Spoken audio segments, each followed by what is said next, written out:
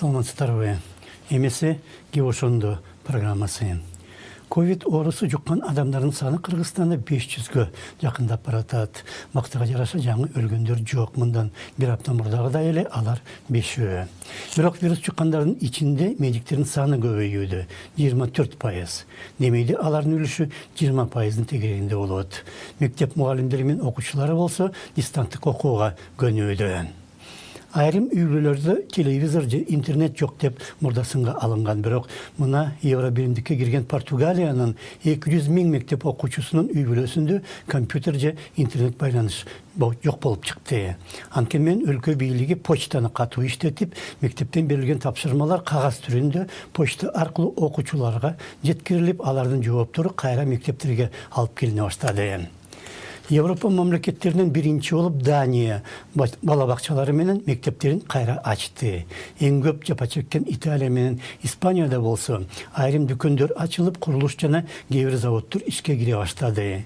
Еврокомиссиянын чечимине ылайык, мындай аракеттер боюнча чечимди ар бир мамлекет өз алдынча кабыл алууга укуктуу. Тек гана жалпы Евробиримдик менен макулдашууга тийиш. Биринчиден вирус жаңы жуккан адамдардын саны азайган болуш керек. Экинчиден саламаттык сактоо системасы вирустун жаңы толкунуна даяр болууга тийиш жана мурда ооруп калгандарга эч кесепет тийбеш керек. Жана үчүнчүдөн адам укуктарынын европалык нормаларын бузбастан, ички иштерге кийлигишпестен, оору жуккандар ким менен катнашта болгонун так жана убагында билип туруш керек.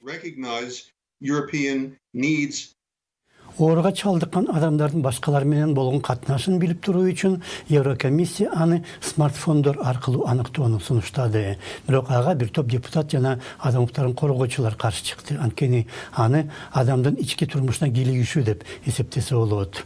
Ошондуктан ар бир адамдын макулдоо керек. Анткени мен компьютер адистери бул маселени чечкени тууралуу айтууда. Биз геолокацияны колдонбойбуз. Сиздин телефонуңуздун номери же дарегиңиз же башка жеке маалыматтын да кереги жок.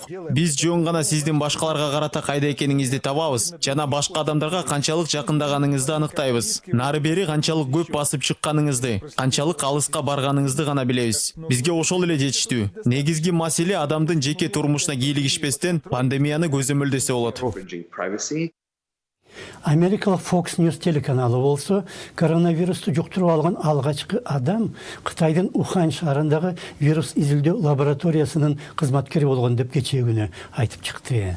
Андан бир күн мурда 15 апрелде президент Дональд Трамп инфекция жаңы башталганда Кытай аны жашырган жана Дүйнөлүк саламаттык сактоо уюму ага кошулгандыктан уюмду каржылоону АКШ убактылуу токтотот деп билдирди.